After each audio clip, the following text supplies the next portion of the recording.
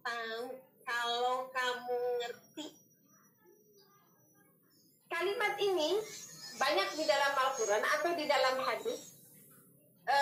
Secara gaya bahasa ini menunjukkan bahwa Allah tahu sebagian besar manusia itu tidak tahu kedahsyatan Ramadan yang sesungguhnya. Sehingga Rasulullah SAW mengatakan kalau saja manusia itu tahu betul bagaimana keberkahan yang Allah turunkan setiap menitnya, setiap harinya, bagaimana Allah melipat gandakan pahala-pahala amal saleh di bulan Ramadan, bagaimana Allah menjanjikan surga dan seterusnya. Kita kan nggak tahu sekarang. Tahunya ya hadis-hadis yang kurang lebih itu saja. Sunnah pahala di bulan Ramadan setara dengan wajib di bulan lain. 1 rakaat di bulan Ramadan setara 70 rakaat di bulan lain dan seterusnya. Kita tahunya itu aja. Itu hanya simbol saja, maksudnya yang sampai di akal kita.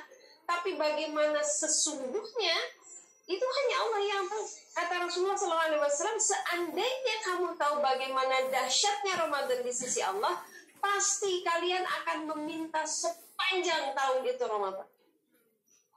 Sehingga para sahabat di zaman Rasulullah SAW, kalau berakhir Ramadan maka berdengunglah sekampung mereka. Kenapa? Semua isi rumah itu menangis karena menyesali perginya sebuah bulan yang sangat dahsyat di mata Allah Subhanahu wa Ta'ala. Jadi ini secara tersirat, pemirsa sekalian, yang kuntum ta'lamun ini secara tersirat membuat kita harus berpikir bagaimana caranya kita menggetarkan iman kita supaya kita yakin betul bahwa sedekah kita di bulan Ramadan itu dahsyat luar biasa. Bahwa silaturahim kita di bulan Ramadan itu dahsyat luar biasa. Saum kita, sedekah kita, tilawah kita, etikaf kita, dan seterusnya. Karena Allah memberikan isyarat, in kuntum ta'lamun, kalau saja kamu tahu.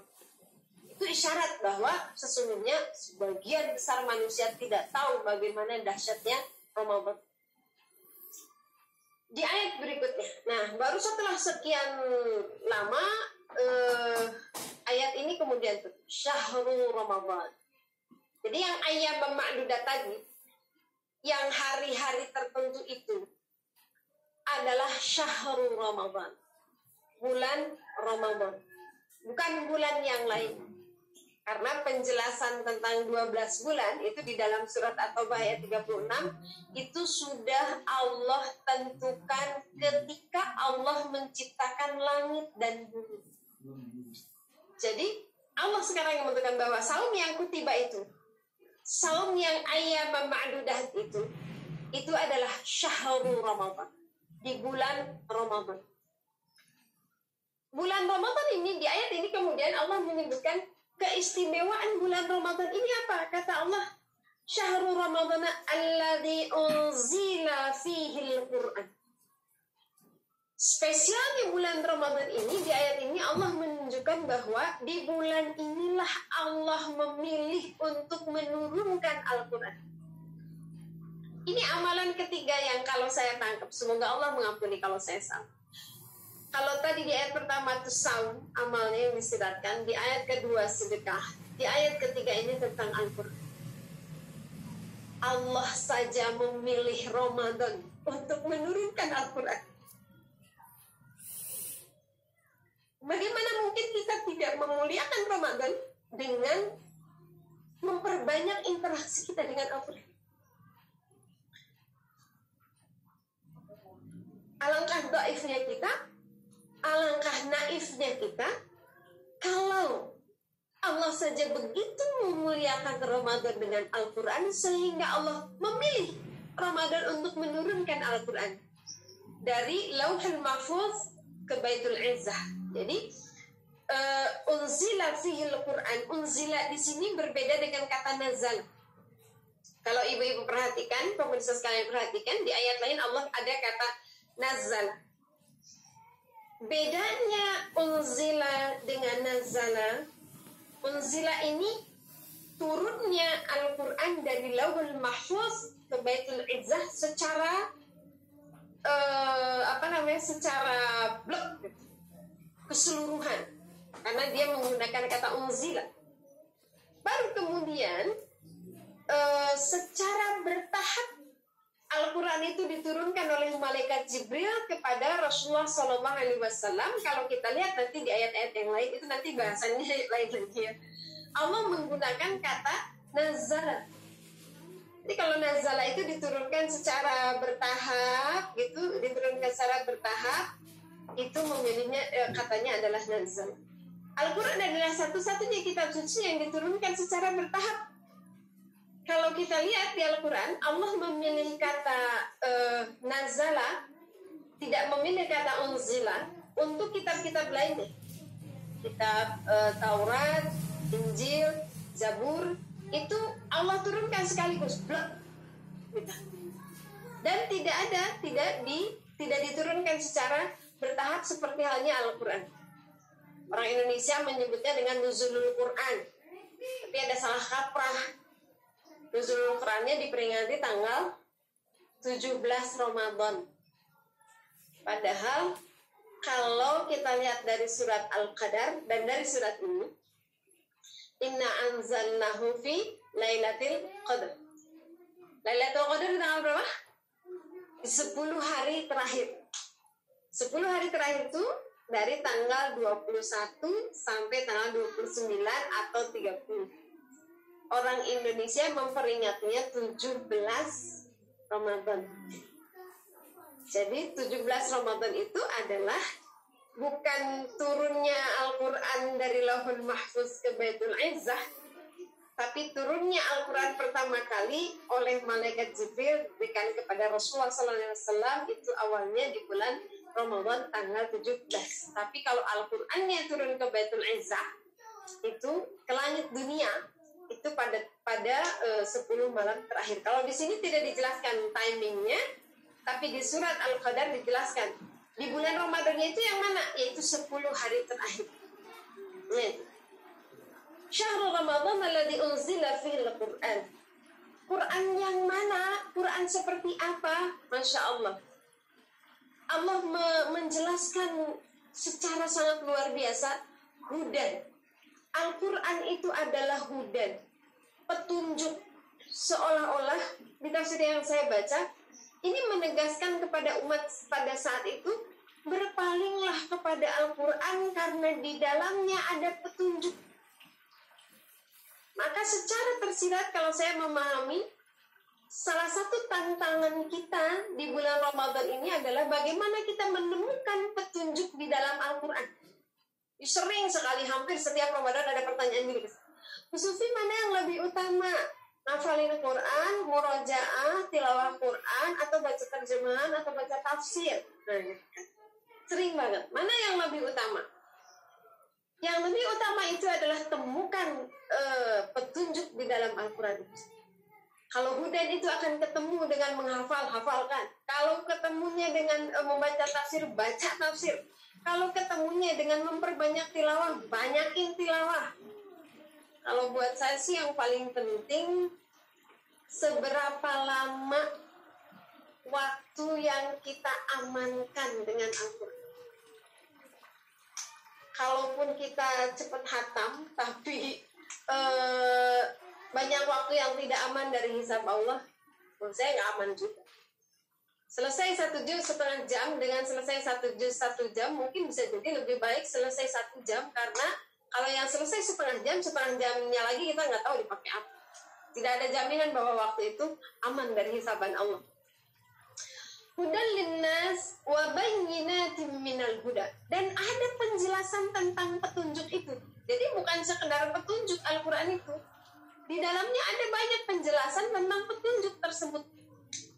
Jadi bukan semata-mata kamu harus ke surga, tapi bagaimana ke surganya dijelaskan di Al-Quran. Jadi ini yang harus kita temukan nanti ketika kita berinteraksi di dalam Al-Quran itu. Kita harus bisa menemukan bahwa Al-Quran itu benar-benar petunjuk dan benar-benar di dalamnya ada penjelasan tentang petunjuk. Wa bayyinatin minal huda wal furqan. Jadi 3 yang Allah jelaskan di ayat ini. Al-Quran yang dimaksud itu punya makna sebagai hudan wa bayyinatin minal huda wal furqan. Dan Al-Quran itu yang bisa memilah, yang bisa membuat garis demarkasi, garis pembeda, mana yang hak, mana yang batil, mana yang boleh, mana yang tidak boleh, mana yang buat ke surga, mana yang buat ke neraka. Sehingga kalau saya mentadaburinya itu, kalau interaksi kita dengan Al-Quran itu intens, baik, maka ba'da Ramadan itu kita makin bisa mengukur diri, gitu, makin bisa menemukan petunjuk itu, sehingga kita makin bisa membuat garis demarkasi. Berarti ini nggak boleh saya lakukan, berarti ini harus saya lakukan, berarti ini harus saya tinggalkan, berarti ini harus saya kerjakan, dan seterusnya. Itu maknanya. Sehingga di dalam sebuah hadis Rasulullah SAW disebutkan bahwa satu huruf itu kita mendapatkan 10 kebaikan. Dengan kaidah umum bahwa Allah melipat gandakan pahala di bulan Ramadan itu ada dalam sebuah keterangan 70 kali lipat, maka bisa jadi satu huruf di bulan Ramadan itu setara dengan 70 kali lipat dari bulan-bulan biasa. Dalam sebuah hadis, saya belum meneliti hadis ini kadar kesahihannya seperti apa. Kalau satu ayat di bulan Ramadan itu sama dengan menghatamkan Al-Quran di bulan lain. Masya Allah. Ini spirit dari Rasulullah SAW ketika memaknai bahwa Allah memilih menurunkan Al-Quran di bulan Ramadan. Maka pemirsa rahimakumullah, berbahagialah dengan bulan Ramadan. Kita dipaksa oleh Allah untuk banyak diam di rumah. Mudah-mudahan dengan cara seperti itu kita bisa lebih banyak berinteraksi dengan Al-Quran. Sudah, Ramadan itu fokus di Al-Quran. Supaya kita bisa fokus, ibu-ibu mulai sekarang persiapkan, mulai di setting. Jangan sampai nanti Ramadan itu waktu kita habis untuk hal yang sepele. Misalnya apa? Masak. Biasanya kalau masak bulan Ramadan kan heboh tuh ibu-ibu ya. Sayurnya, ikannya, sambalnya, lalapnya, kolaknya, cemilannya. Wah, pokoknya gak cukup 2 jam masak. Jangan, sayang.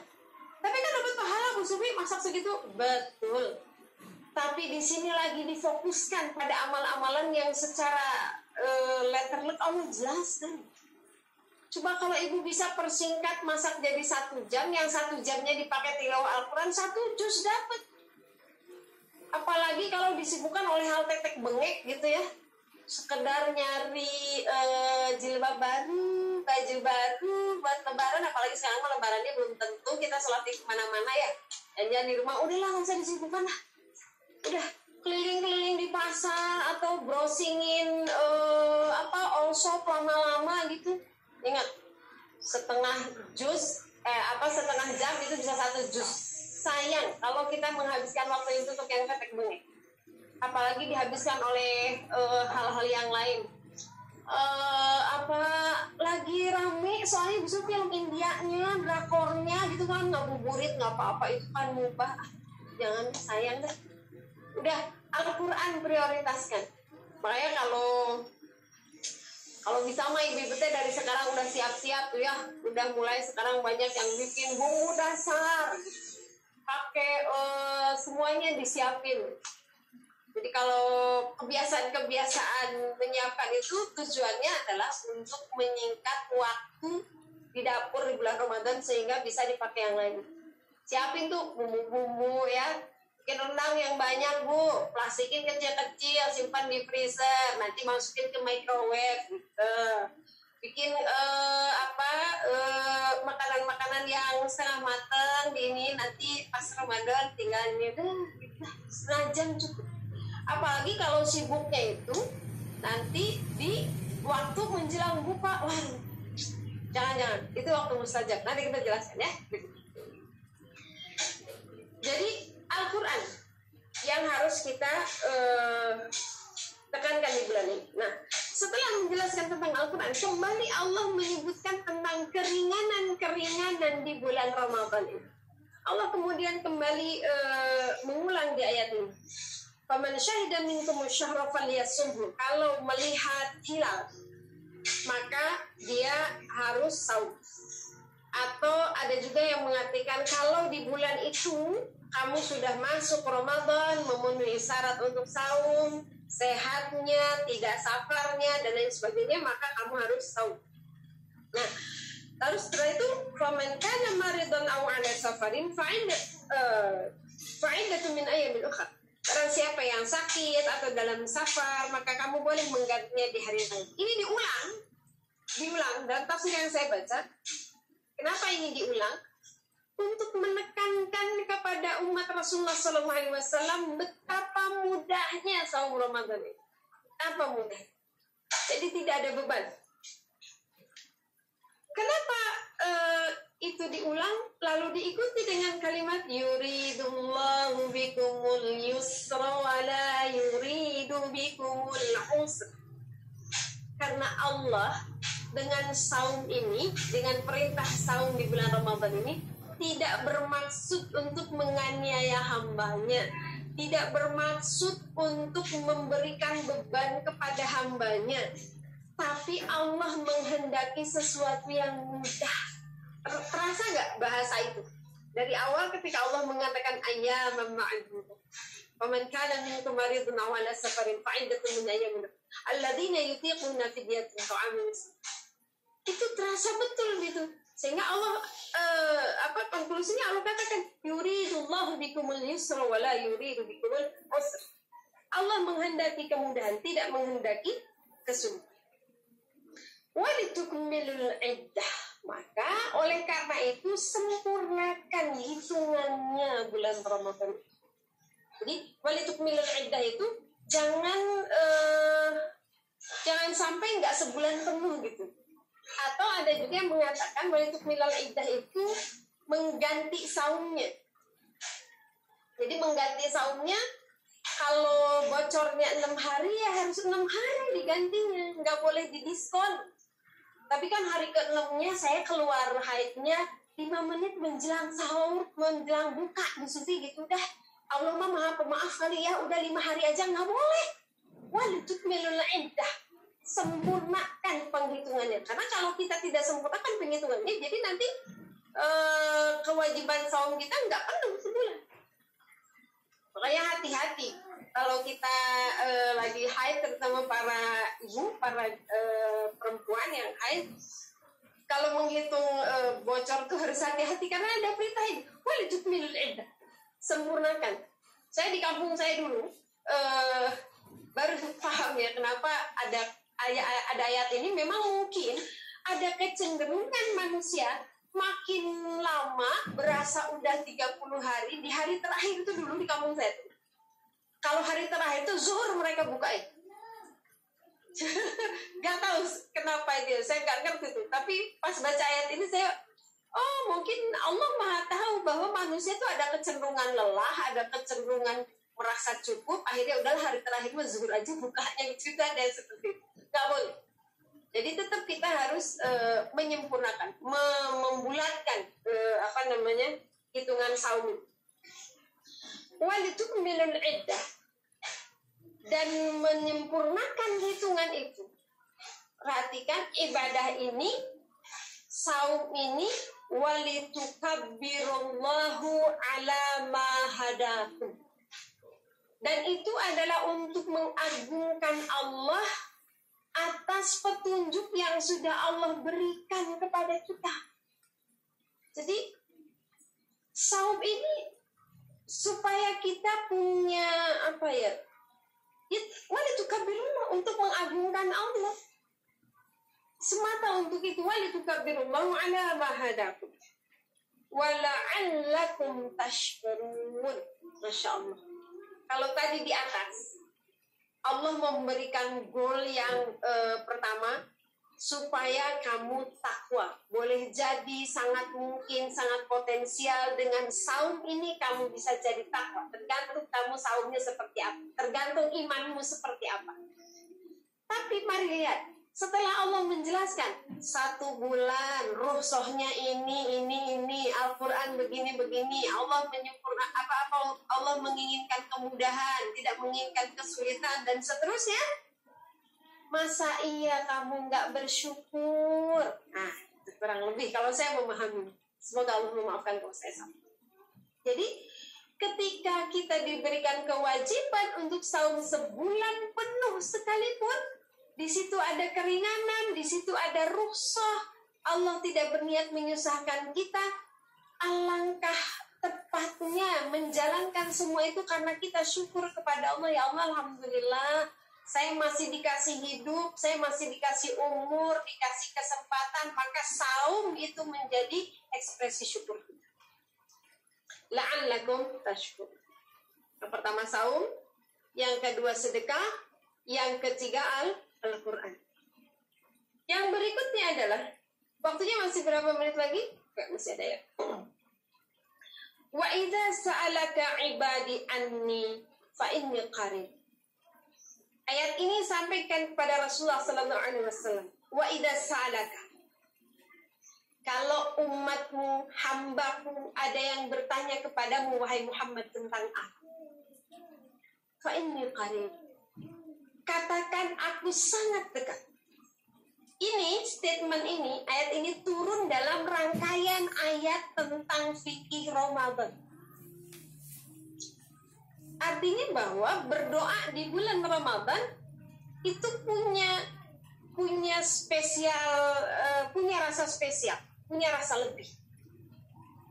Kedekatan Allah di bulan Ramadan jauh lebih dekat di hari-hari lain. Wa idza sa'alaka 'ibadi anni fa inni qarib ujibu da'watad da'i. Aku akan mengabulkan, kata Allah, permintaan ad-da'i, si peminta-minta. Aku akan mengabul, saking dekatnya Allah akan mengabulkan semua doa kalau kita minta. Apa maknanya? Kita ini peminta-minta.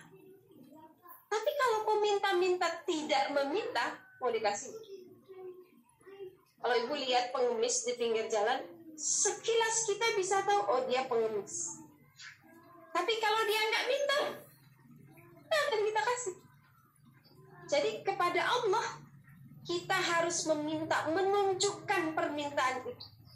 Dan ini secara khusus Allah sebutkan dalam rangkaian ayat tentang Ramadan. Maka ibu rahimakumullah, perbanyaklah berdoa di bulan Ramadan. Bahkan di waktu-waktu mustajab. Jadi kalau waktu mustajab di bulan Ramadan, dia berada di bulan terbaik, dia berada di positioning Allah yang sangat dekat dengan kita. Perbanyak berdoa apalagi di waktu-waktu yang khusus.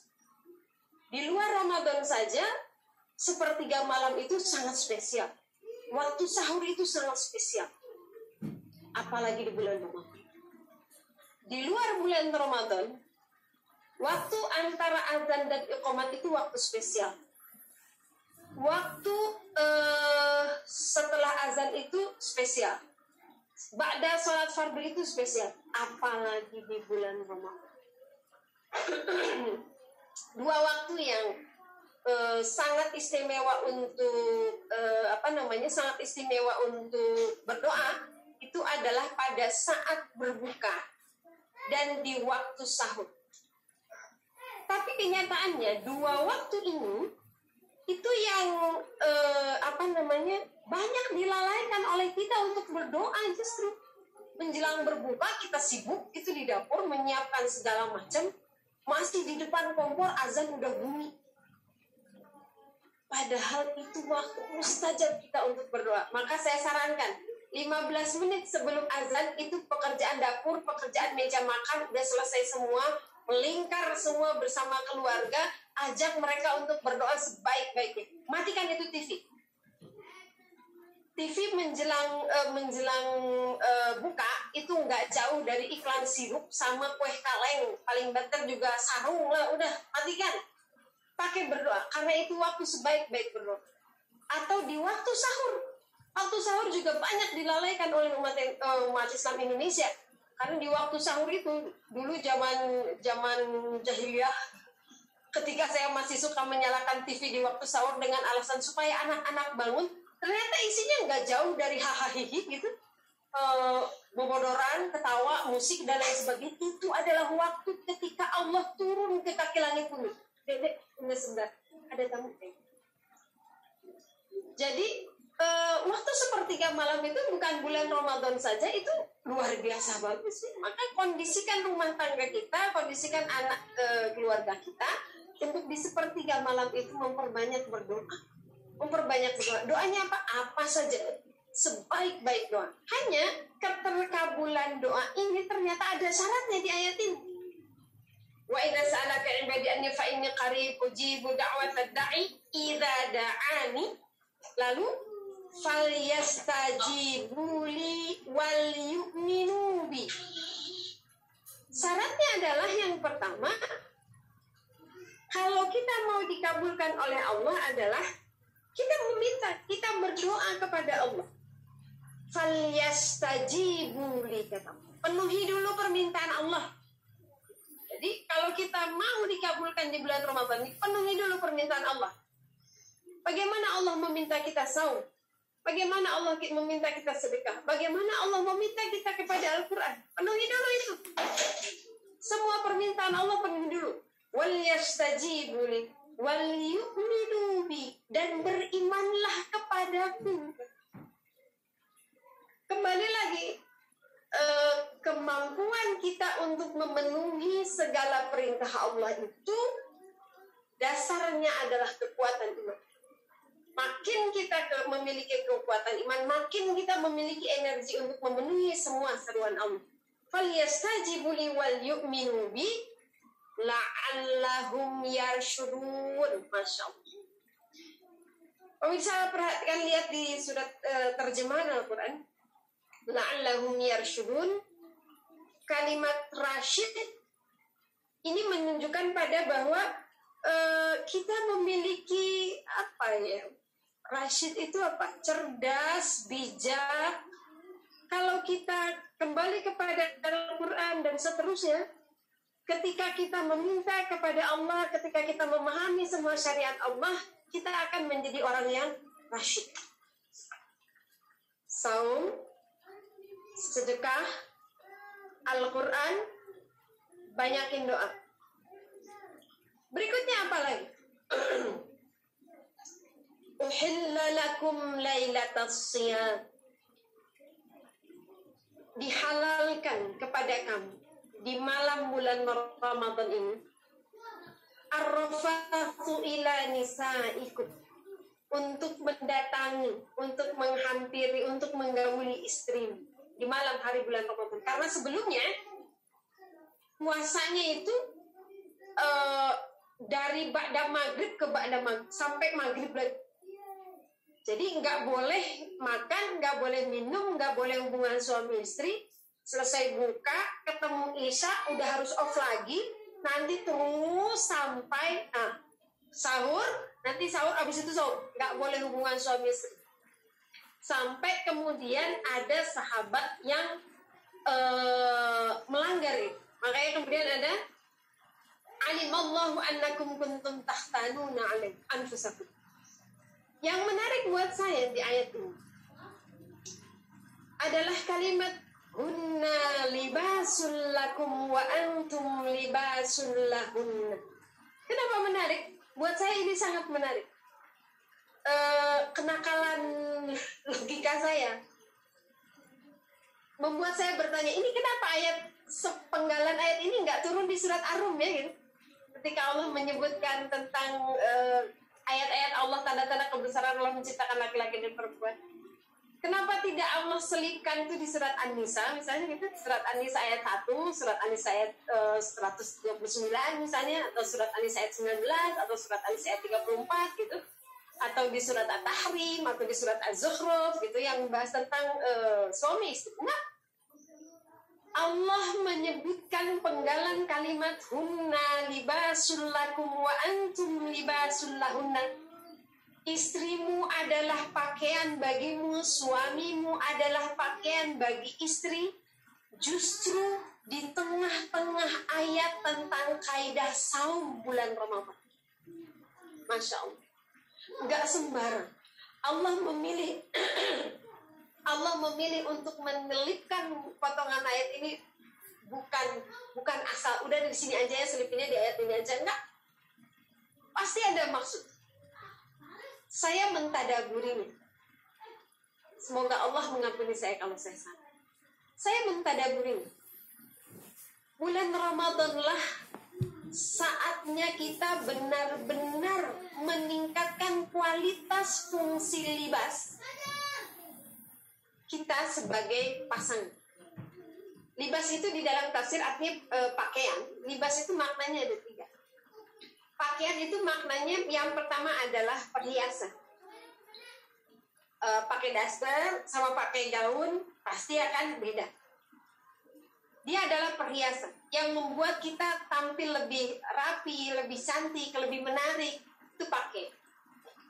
Yang kedua, makna libas itu adalah penutup aurat. Sehingga istri itu harus menjadi orang yang menutup aurat suami, menutupi kekurangan suami, menutupi aib suami. Dan yang ketiga, makna libas itu adalah pelindung. Pakaian yang kita pakai melindungi kita dari panas, dari hujan, dari debu, dari ultraviolet, dan seterusnya. Sehingga 3 fungsi ini bagi seorang pasangan, bagi seorang istri atau seorang suami, itu sejatinya menjadi makin bermakna di bulan Ramadan. Kalau kita runut, bagaimana mungkin tidak terjadi hal seperti itu? Kita saum, amarah kita, nafsu kita, ngambeknya kita, emosionalnya kita, itu pasti lebih rendah daripada hari-hari biasa. Mungkin di hari-hari biasa kalau suami melakukan sebuah kesalahan, kita marah. Tapi di bulan Ramadan, karena kita dalam keadaan saum, udahlah mau marah juga leles gitu ya, udah aja nggak mati. Mungkin jadi lebih legowo, jadi lebih tenang dalam keadaan saum. Baca Al-Quran, ketika makin banyak kita baca Al-Quran, hati kita makin tenang, makin nyaman, makin teduh, gak emosian, makin bisa berpikir jernih. Sholat bareng dengan suami, makan buka sama sahur bareng, apalagi di kondisi seperti ini yang kita 24 jam berhari-hari, bahkan mungkin berbulan-bulan terus sama suami, gak ada ke kantornya, gak ada kemananya. Masa iya kita gak bisa meningkatkan kualitas hubungan suami? Hunna libasul lakum wa antum libasul lahunna. Masyaallah. Berharaplah di bulan Ramadan ini kita sebagai pasangan benar-benar menjadi libas, benar-benar menjadi pakaian yang indah, pakaian terbaik yang bisa melindungi, yang bisa menutupi aurat, yang bisa mempercantik tampilan pasangan kita, memperindah tampilan pasangan kita. Insyaallah. Ini menarik sekali buat saya. Ketika Allah menyebutkan kalimat ini di dalam rangkaian ayat-ayat tentang saum Ramadan. Kunna libasul lakum wa antum libasul lahun. Alimallahu annakum kuntum takhtanuna anfusakum. Allah tahu kalau disuruh puasanya malam, siang, malam puasa juga nggak boleh mendatangi istri. Allah tahu kalian nggak akan kuat, kata Allah. Allah paham betul. Fataba alaikum, maka taubatlah. Ini kepada kasus yang pada saat itu muncul. Fataba alaikum, maka bertobatlah kepada Allah. Wa'afa ankum, maka Allah akan memaafkan. Ini luar biasa ya. Di depan Allah menyebutkan dengan taubat, di belakang kemudian Allah memaafkan. Ini pilihan kata yang harus kita pahami betul. Jadi di bulan Ramadan ini Allah tidak hanya menerima taubat kita, tapi juga memaafkan dosa, memaafkan kesalahan kita. Sehingga di 10 hari terakhir kita disunahkan memperbanyak zikir. Allahumma innaka afuwun karim tuhibbul afwa fa'fu anna ya karim. Allahumma innaka afuun, ya Allah sesungguhnya engkau maha pemaaf, tuhibbul afwa, engkau sangat suka memaafkan, fa'fu anna ya Allah, maafkan. Kenapa bukan faghfir lana, ampuni kami ya Allah, tapi maafkan kami ya Allah. Dalam sebuah penjelasan yang saya baca, memaafkan itu tidak sekedar mengampuni. Kalau mengampuni, boleh jadi kita masih dihisab, masih diinterogasi. Dosanya dihapus, tapi diinterogasi tetap. Kenapa kamu nggak sholat pada saat itu? Soalnya saya lagi sibuk ya Allah. Emang kenapa kalau sibuk terus itu? Tapi kita udah bertobat, udah beristighfar, diampuni sama Allah, tapi tetap diinterogasi. Itu kalau diampuni. Tapi kalau dimaafkan, Allah hapus dosanya dan Allah abaikan, kita nggak akan diinterogasi, kita nggak akan dihisab dengan dosa yang sudah diampuni. Insyaallah. Makanya doa di antara dua sujud, awalnya Rabbil firli, terakhirnya wa'fu anni, maafkan saya. Jadi ini kita bisa lihat keluar biasaan ayat ini luar biasa ketika Allah mengatakan fataba, maka bertobatlah kalian, fataba alaikum wa'afa ankum, dan Allah akan memaafkan. Jadi Allah menyelipkan aku di maha pemaaf loh gitu. Makanya di ujung nanti 10 hari terakhir kita banyakin minta maaf kepada Allah. Fal'an bashiruhunna, sekarang kata Allah, boleh kamu datangi istri kamu, gauli istri kamu, wabatahu ma kataballahu lah, dan ambillah segala sesuatu yang sudah Allah tetapkan untuk kamu. Apa yang ditetapkannya? Pahala ketika mendatangi istri di bulan Ramadan, pahala kita memperbanyak doa, pahala kita memperbanyak Al-Quran, baca Al-Quran, pahala kita sedekah, pahala kita saum. Ibtigha, ambil semua itu. Itu yang kata Allah, wabtaghu ma kataballahu alaik. Ambil. Kata ibtigha itu di dalam Al-Quran, ambil bukan sembarang ambil. Tapi wabtaghu ini adalah mengambil dengan cara meraup. Itu ibtigha. Jadi bukan cuman mengambil, tapi seluruhnya diambil. Kalau saya disuguhin makanan misalnya, Bisuki silakan diambil ya, ini kuenya. Saya ambil kuenya, terus remah-remahnya juga saya ambil, sampai di tempat kue itu bersih, nggak ada yang tertinggal. Itu maknanya wabtaghu. Maka di bulan Ramadan ini kita mengambil peluang pahala itu dari semua peluang pahala dengan cara mengambil yang meraup. Semuanya harus kita ambil. Jangan ada yang sisakan, jangan ada yang dilewatkan, jangan ada yang diabaikan. Ambil semuanya. Wabtaghu fima kataballahu alaikum. Semuanya yang sudah ditetapkan oleh Allah atas kamu. Kataba alaikum. Lalu kata Allah, wa kulu washrabu hatta yatabayyana lakumul khaytul abyadu minal khaytil asfar.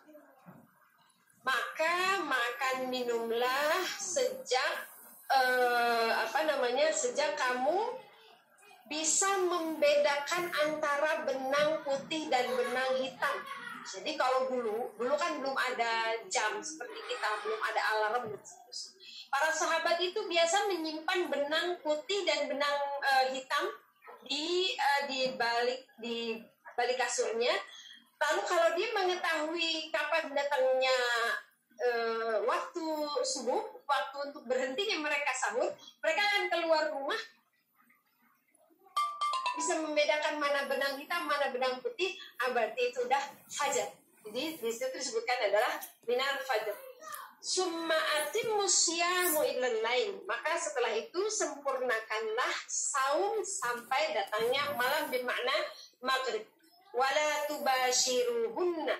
Yang berikutnya adalah, tapi kata Allah wala tubashiruhunna tadi kan ada dibolehkannya. fal'an bashiruhunna, maka sekarang boleh kamu mendatangi istrimu. Tapi di ayat di sambungan ayat berikutnya, wala tubashiruhunna wa antum akifuna fil masajid. Tapi nggak boleh ya kamu menghampiri, mendatangi, menggauli istrimu ketika kamu akifina fil masajid. Ketika akifuna fil masajid, ketika kalian beriktikaf di masjid. Nah, ini amalan berikutnya yang secara tersirat oleh Allah sebutkan. Di sini tidak ada perintah tentang iktikafnya. Tapi ketika Allah menyebutkan wala tubashiruhunna wa antum akifuna fil masajid, itu mengandung makna bahwa di bulan Ramadan itu ada iktikaf. Jadi setelah Allah sebutkan saum, sedekah, Al-Quran, banyakin doa, tingkatkan kualitas hubungan suami istri, dan yang terakhir adalah iktikaf. Jadi Masya Allah. Kalau kita agak nyelam gitu ya, membaca ayat ini akan ketemu ininya rasanya tuh akan ketemu. Tidak boleh yang halal tadi, yang dihalalkan oleh Allah di malam bulan Ramadan itu, tidak boleh ketika kamu sedang iktikaf. Betapa Allah menjaga dalam proses iktikaf itu, kita betul-betul fokus kepada Allah Subhanahu wa Ta'ala. Hanya 10 hari. Dari 365 hari yang Allah berikan kepada kita, Allah meminta 10 hari saja. Itu pun kalau kita mau. Kalau kita mau mendapatkan yang lebih baik daripada 1000 bulan. Lebih baik loh, bukan setara. Jadi Lailatul Qadar itu lebih baik daripada pahala beribadah selama 1000 bulan. Jadi luar biasa kalau kita di awal nih iman kita sempurna, pasti kebahagiaan kita, semangatnya kita, seriusnya kita menghadapi Ramadan itu salah satunya adalah seriusnya kita mempersiapkan 10 hari terakhir. Sehingga kemarin saya mendapatkan tauji dari seorang ustadz yang harus kita setting itu ada dua fase di dalam bulan Ramadan. Yang pertama adalah setting rundown amal keluarga di 20 hari pertama. Settingan yang kedua adalah rundown 10 hari terakhir. Itu menunjukkan betapa kita serius. Kita bisa membayangkan 1000 bulan itu, kalau tidak salah saya hitung ya, 83 tahun lebih sekian bulan. Kalau tidak salah saya hitung. Umur kita paling berapa lah ya? Nggak akan nyampe 83. Dan luar biasa kalau kita beriktikaf, ternyata pada akhirnya yang kita kejar itu bukan angka 1000 bulan, bukan. Karena kalaupun kita punya pahala 1000 bulan, belum tentu juga bisa menghapuskan dosa-dosa kita. Kita punya pahala 1000 bulan, belum tentu menjamin kita mendapatkan rahmat Allah. Jadi pada akhirnya ketika kita menikmati 10 hari terakhir dalam i'tikaf itu, pada akhirnya kita menikmati khalwat kita dengan Allah. Dan nanti kita akan merasakan, ya Allah, setelah saya saum, setelah saya bersedekah, setelah saya tilawah, terimalah, kabulkanlah. Dan kita tidak akan berhitung lagi tentang angka. Kita tidak akan lagi berhitung tentang seberapa balasan Allah.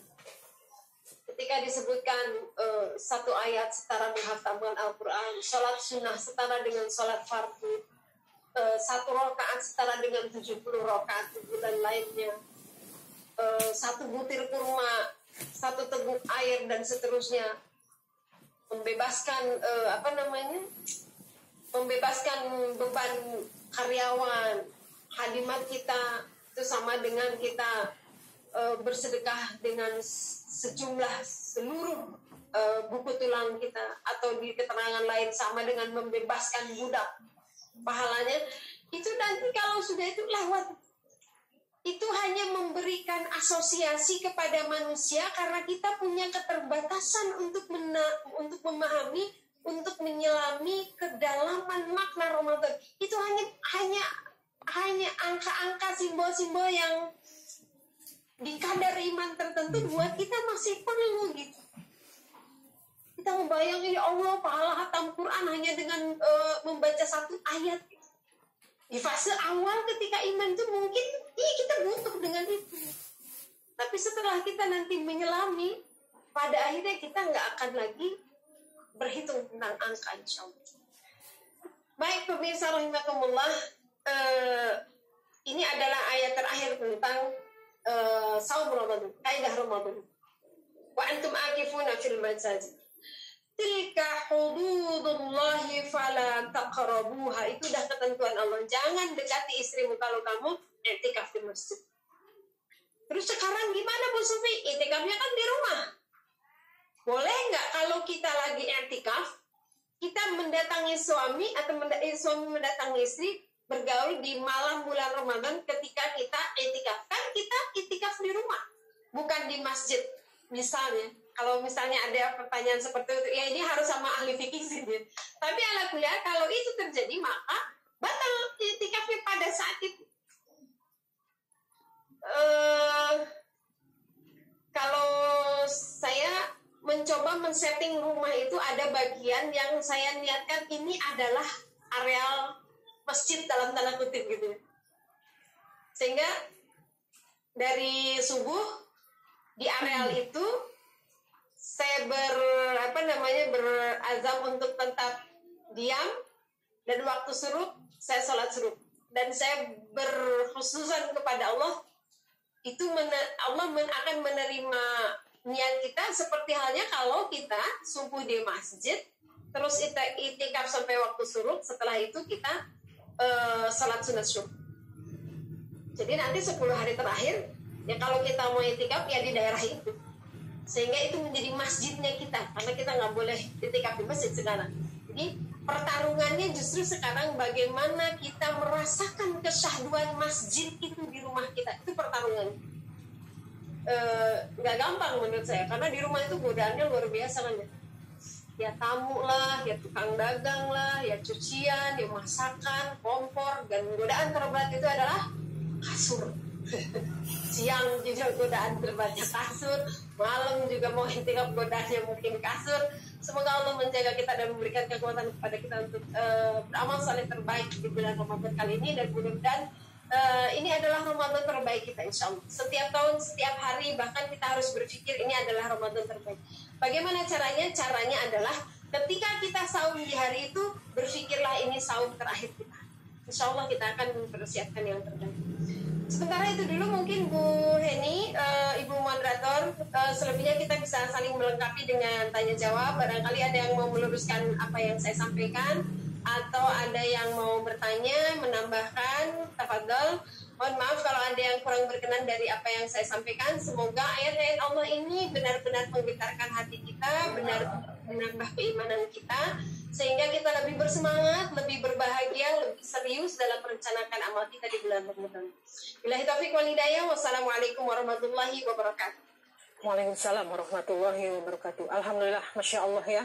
Sepanjang tahun, sepanjang hidup kita mengetahui ayat-ayat tentang puasa ini. Setiap tahun pula diulang-ulang dalam taujih-taujih. Tapi hari ini rasanya getarannya itu berbeda. Ya Bu Sufi ya. Bahwa kutiba itu adalah untuk kamu kalau kamu punya iman. Jadi memenuhi keinginan Allah. Itu Masya Allah sekali buat saya ya. Baik, apresiasi luar biasa kepada jamaah hari ini yang tertib sekali, via Zoom-nya tidak membuka-buka mic-nya. Nah, sekarang saya persilahkan kalau ada pertanyaan, 3 pertanyaan pertama bisa membuka mic-nya dengan membuka audio ya Ibu, atau chat di grup WA atau japri saya. Untuk yang mendengarkan via YouTube, nggak bisa pegang 2 layar, jadi japrinya ke saya. Maka silahkan 3 pertanyaan pertama. Siapa yang paling cepat bertanya?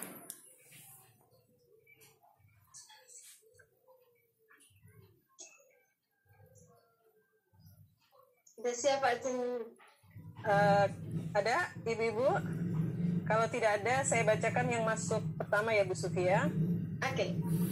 Jadi dari seorang ibu, saat Ramadan beberapa tahun yang lalu, kondisi sedang hamil 5 bulan, tidak bisa makan nasi, mabok parah. Saat itu tidak berpuasa. Ada yang memberitahu cukup fidyah 1 bulan tanpa puasa, kodok puasa. Namun beberapa waktu yang lalu dapat ilmu, hendaklah saat hamil dibayar dengan kodok dan fidyah. Mohon penjelasannya Bu Sufi. Baik, langsung ya Bu En. Ya, silahkan.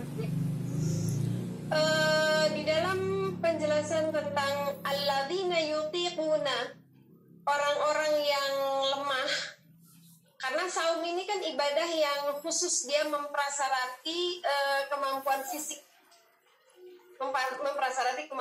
sehingga orang-orang yang lemah itu dibolehkan mengganti dengan fidyah. Nah, penjelasannya kemudian alladzina yutiquna itu ada yang menjelaskan ini adalah kelemahan atau ketidakmampuan yang permanen.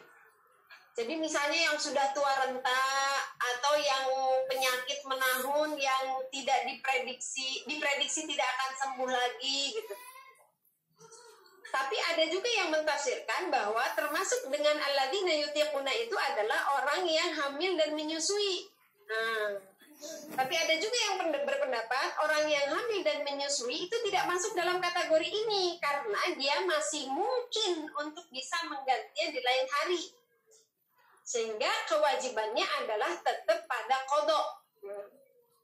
Jadi yang saya temukan itu ada 2. Kalau hamil atau menyusui, fidyah aja atau kodok aja atau kodok dengan fidyah itu ada ketentuannya. Dia fidyah aja kalau emang ketika dia hamil yang dikhawatirkan itu adalah keadaan dirinya dan keadaan si janin. Tapi kalau dia hanya mengkhawatirkan si janin, dianya sebetulnya sehat. Tapi misalnya kata dokter, jangan dipaksain, kalau nanti kamu puasa plasentanya jadi kecil, bayinya jadi nenek gitu. Dianya sebetulnya nggak masalah, sehat. Maka dia harus qadha dan fidyah. Tapi ala kulli hal, kalau saya memaknainya, ketika kata yang tadi kita bacakan, antasumu khairul lakum, maka saum itu lebih baik bagi kamu. Jadi sebisa mungkin memang diganti. Kalau saya termasuk mengambil yang fikih itu, sebisa mungkin diganti. Pada saat kita tidak saumnya, pada saat itu kita memang sedang tidak mampu, maka tetap keluarkan fidyah. Tapi di hari lain ketika kita sudah memiliki kemampuan, jatuhnya itu pada saat kita tidak mampu karena hamil, itu maksudnya masuk pada maridun, masuk pada kondisi sakit ketika kita saum. Sehingga kalau diganti di lain hari kita sudah punya keleluasaan, baik itu kemampuan fisik ataupun waktu, maka antasumu khairul lakum, saum itu lebih baik bagi kita karena kita mengganti di hari lain itu sama dengan kita saum di bulan saum Ramadan, bobotnya itu sama. Ketika kita kodok itu berarti kita kan yang tadi itu walitukmilul iddah, menggenapkan hitungan saum bulan Ramadan. Jadi itu perbedaan pendapatnya banyak. Intinya ada yang membolehkan fidyah aja, ada yang mengharuskan kodok, ada juga yang harus dengan fidyah kalau udah kelewat Ramadan berikutnya. Makanya kalau saya begini, kalimat walitukmilul iddah di ayat 185, ya di ayat 185 itu walitukmilul iddah itu ibu perhatikan diikuti dengan walitukabbirullah, untuk mengagungkan Allah. Jadi semangat kitanya itu harus sangat luar biasa gitu. Kalau kita misalnya udah punya anak, udah menyusui hari gini, walaupun kita menyusui, insya Allah kalau niat kita bersungguh-sungguh, caranya banyak banget supaya kita tuh tetap bisa saum tapi tetap bisa menyusui gitu. Tetap bisa saum tapi tetap bisa hamil. Dan itu pun harus atas dasar fatwa, atas dasar rekomendasi ahlinya. Nggak bisa kita, saya pernah ada ibu-ibu, ibu kenapa nggak saum selama Ramadan? Kan saya lagi hamil, Bu Sufi. Emang ada masalah? Enggak sih, tapi kalau karena hamil, saya tiap jam 10 tuh lapar. Saya bilang ya orang nggak hamil juga kalau puasa mah jam 10 emang lapar ya. Lagi mulai habis tuh cadangan sahur kita, udah mulai makan apa yang ada di tubuh kita, pasti lapar. Tapi ketika kita memahami wali tukabbirullah, untuk mengagungkan Allah, maka power yang harus kita keluarkan itu tidak hanya sekedar aduh soalnya susah. Jadi harus berikhtiar, kalau saya harus berikhtiar semaksimal mungkin, karena sekarang apalagi banyak sekali kan caranya. Saya dulu waktu hamil pernah ketemu dengan salah seorang dokter di Bogor tuh. Saya datang ke dokter karena lagi hamil 5 bulan, kalau 4 bulan atau 5 bulan itu. Lalu kata dokternya, kata saya, dok, saya boleh saum nggak? Kan saya lagi hamil. Itu dokternya Masya Allah luar biasa. Kata beliau, emang kenapa gitu? Nggak akan ada orang mati gara-gara puasa. Allah itu Ar-Rahman Ar-Rahim. Keren banget dokternya. Selama mengikuti ketentuan gizi yang baik, tidak ada masalah apa-apa, saum aja. Yang penting makanannya bagus, malamnya makannya bagus, vitaminnya, susunya, siangnya itu jangan macul, jangan ngebecak. Yang penting mah itu bisa saum, insya Allah. Nggak ada syariat Allah yang akan bikin mati, kecuali kalau kata dokter nggak boleh saum ya ini. Jadi gitu Bu ya. Jadi kalau saya secara pribadi memilih untuk tetap mengkodok di hari lain dan memberikan fidyah. Berat atau Bu Sufi? Ya tergantung sih, berat tidaknya memang tergantung kondisi. Insya Allah semua itu kan yuridullahu bikumul yusra wala yuridu bikumul usra. Allah tidak menghendaki kesulitan kepada kita, tapi Allah menghendaki kemudahan. Tapi kita sebagai hamba nggak boleh ngemudah-mudahin. Itu dulu mungkin ya Bu Hen. Nanti ya, kalau yang kurang ini bisa DM di Instagram saya ya. Baik, ya. Ya, karena tujuannya adalah mengagungkan Allah atas petunjuknya ya. Jadi, mangga yang unmute silahkan tadi. Kan ini face to face. Silahkan, ada yang mau bertanya? Boleh dibuka mic-nya. Ada yang mau face to face. Assalamualaikum warahmatullahi wabarakatuh. Waalaikumsalam warahmatullahi wabarakatuh. Iya, mau bertanya. Ada titipan pertanyaan. Jadi ada seorang keluarga itu tinggal di Bogor, terus mertuanya tinggal di daerah, maaf ya sebut tempat, di daerah Ciberem, nggak terlalu jauh lah ya. Jadi ini kan lagi musim wabah, pandemi. Ibu mertuanya itu selalu minta suaminya untuk datang, ada apa kayak ritual-ritual sebelum puasa tuh, ke makam, terus ke curak bareng keluarga besar, terus bahkan nanti diminta untuk mengimami sholat tarawih di rumahnya. Nah, ini mohon pencerahannya, Bu Sufi. Sebaiknya antara mengedepankan adab sebagai seorang anak, sebagai seorang menantu, tapi juga ini kan lagi physical distancing ya. Jadi bagaimana baiknya? Jazakumullah khair. Banyak ikut tuh. Ya, silahkan langsung dijawab. Ditutup lagi ya, Bu. Ya. Jaraknya tidak terlalu jauh. Ya, jadi emang orang Sunda khususnya saya kalau di orang Sunda itu kalau mau Ramadan ada cucurak tuh makan bareng, mampang mumpung boleh makan siang. Wah, ini kalau nggak musim begini kebun raya udah penuh nih sama orang yang cucurak ya, rumah makan penuh bookingannya. Cucurak, ziarah kubur, terus munggahan itu biasanya nganterin makanan ke orang tua, ke kakak-kakak gitu. Itu budaya sebetulnya ngebekelin orang tua untuk bekal Ramadan lah ya, ada bagusnya juga. Kalau berhadapan dengan orang tua, kaidahnya itu adalah memuliakan. Kaidahnya itu memuliakan. Coba perhatikan di dalam Al-Quran. Ketika Allah melarang kita wala taqullahuma uffin, janganlah kamu berkata kepada keduanya. Itu konteksnya bukan untuk anak-anak kecil, tapi untuk anak-anak yang seusia kita. Yang kalau orang tuamu sudah ada dalam keadaan renta, salah satu atau keduanya, kata Allah. Setelah larangan wala taqullahuma uffin wa qullahuma, maka berbicaralah kepada keduanya qaulan kariman, dengan perkataan yang memuliakan.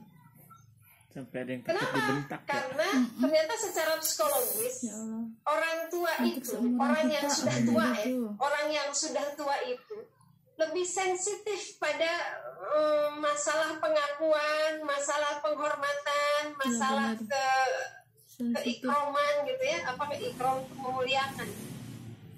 Jadi mungkin kalau ibu muda ketika anaknya tidak mengikuti perintahnya biasa aja, tapi kalau udah sepuh anaknya nggak nurut dia, itu ada perasaan mentang-mentang mama teh udah tua, mentang-mentang mama teh udah nggak bisa bantu lagi, anaknya nggak nurut.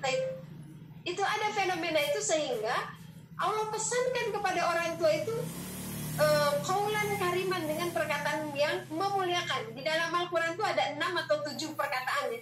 Ada qaulan kariman, qaulan sadidan, qaulan layinan, qaulan ma'rufan, qaulan balighan, qaulan sakila. Tapi kepada orang tua itu adalah perkataan yang memuliakan. Jadi kalau saya dalam posisi seperti itu, kaidahnya adalah mendahulukan orang tua dari apapun, karena di dalam surat Al-Baqarah atau di dalam surat An-Nisa, orang tua itu disebut setelah Allah dan Rasul. Bahkan di surat Al-Baqarah itu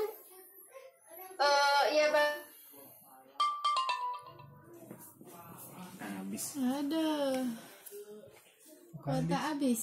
Kota utama kamu habis. Iya, innalillahi. Macet dong. Itu